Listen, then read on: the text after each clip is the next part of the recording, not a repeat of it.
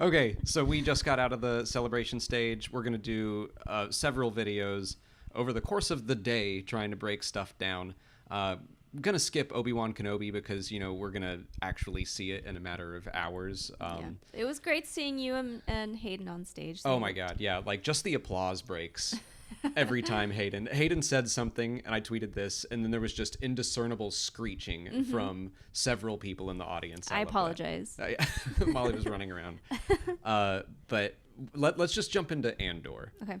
We have like a little bit of time before we go do our podcast stage, and then we will do more videos after that. But yeah, Andor was wild. We got the trailer. They talked a little bit about Tony Gilroy was being pretty secretive, and he was like, I want to tease all this stuff out. But he basically confirmed 2 seasons, 12 episodes each, which I love. Then he said the first season is going to be like 5 years before Rogue One, and then take us for about a year into the story. And then the second season would be like that 4-year time period all the way up until Rogue One. He basically said it's going to end leading straight into Rogue One, which is amazing. Yeah. Like, it'll probably be him on the Ring of Kafrene. That's my guess. So I'm going to hold strong to my thoughts that Tivik will be in this series. Did you see anyone in the trailer that looked like him? No. I mean, the trailer, we just refreshed our memory and watched the trailer again on our phone the way it was meant to be seen. And still, like, it's just so many crazy flashes. Like, I have no time to sit and study it, That's the thing about Celebration is these are all just reactions and impressions. We'll do breakdowns next week when we get home and can really study it. Well, the footage looked amazing. It did not look like anything in the volume. It looked like a lot of on-location stuff. I'm sure some of it was in the volume, but it looked a lot like Rogue One to me. Yeah, I mean, that makes sense. But yeah, there were some shots that I feel like weren't quite finished, but overall, I was just like, this looks so unique, so different. The tone of the trailer was very, like, you felt tense watching it, because it's you see everybody and you see everyone's reactions to, stormtroopers, and they just look tense, like something's about to go down. A rebellion is starting. I don't know who the people in like the blue and red or orange uniforms were. It's like mostly blue with orange or reddish highlights. In the White Room? No, this was like on the planet. We kept seeing some, I don't know, faction. They still looked very Imperial in a way, but they weren't. I'm like, maybe they're corporate sector authority or something. Could be. But yeah, I don't know who that is. The Imperial stuff looked great. That big white room. A lot of it looked very THX 1138. Yes. The Imperial stuff, I think, looked great. I'm really excited about that. Yeah, it was a good juxtaposition to see the Imperial side of things, very stark, white, clean, and then you see everybody else kind of living in ruins and, working dirty jobs and all that. So that's very Star Wars-y. I loved this. The thing that got the biggest reaction out of me for this one was the Imperial Senate. We got to see the Senate. The Imperial Senate is back. I guess they cleaned up Palpatine's mess. They're like, maybe we don't put the floating pods anymore. I don't know. Let's keep them locked into the wall so Palpatine can't throw them around. I want all 1,024 pods. I think that's how many there are. That'd be interesting though if it were getting more and more sparse or something like that. But just the idea that we're gonna see the Imperial Senate is really cool. Seeing Mon Mothma dressed in not white. Yeah. I mean, seeing Coruscant again. I assume that was Coruscant. Could be Chandrilla.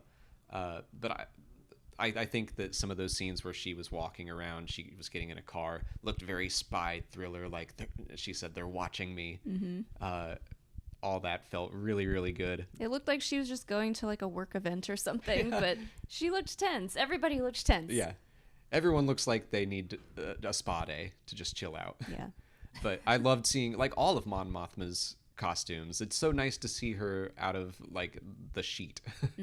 Just the big gown. Yeah. I'm really excited for Mon Mothma, and having all of them up on stage was cool. Diego's just passion for it. Everyone's passion this whole presentation. Yeah, was so much fun. We didn't see much of Diego Luna in the actual teaser trailer, which is interesting because like I feel like they're still making his stuff in this very mysterious. Yeah, and I think that what you said about it was just meant to set like a tone, and that they did that really well. A lot of the teaser trailers for like the prequels were just very much set on tone. Our friends at Force Center always call them tone poems.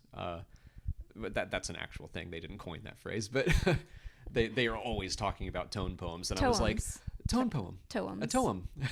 Yeah. I'm coining that Okay, for myself. yeah, let's make that a thing. I don't even know what else to talk about Cassian. They're doing the first 2 episodes on August 31st.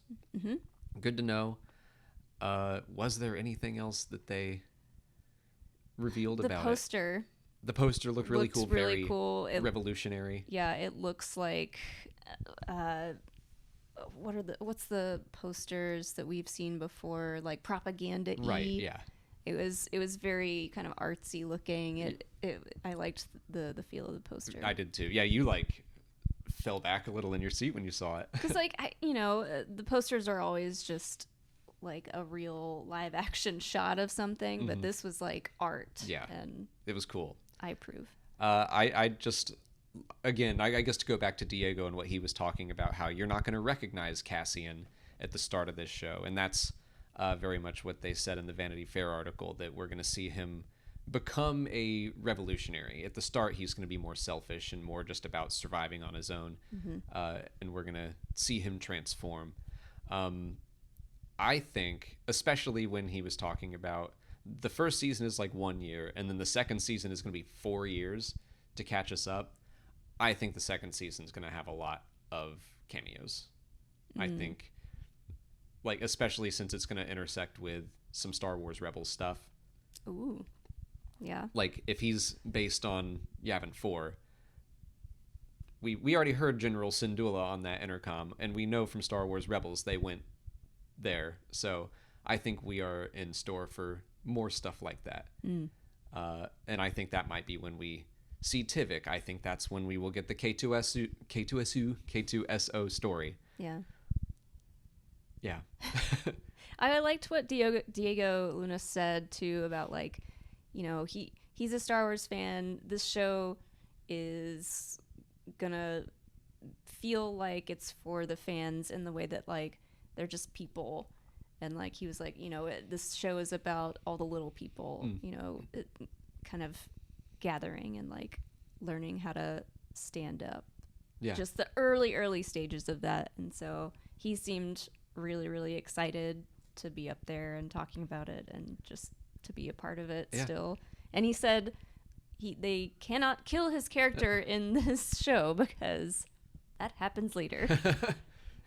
So yeah, I think that's probably all we have to say about Andor. Do you have anything else? I think I'm out until I get a chance to really break down that trailer. Stellan Skarsgård, they said, was going to be a big part of it, and didn't get too much audio from his character, but he looks like a cool spy. I'm thinking he'll be kind of a Draven type character.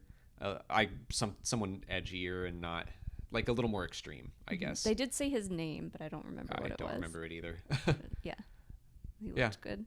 It just looks different. It looks wild, and that's what I like. It feels like we're stepping out of, the familiar, where we're still in that same time period, but we're following a character we don't know as well, and it just looked weird in a good way. A lot of the stuff that they showed us, that village with all the drums, and I'm like, what's the drumming about? Is that so much stuff in the teaser looked new, just like new locations, new people, new places that we've never seen before, which is very exciting. Yeah. Well, great. Okay, that'll wrap up our Andor talk, and we'll get into something else soon. but stay subscribed to keep up with all the Star Wars Celebration news.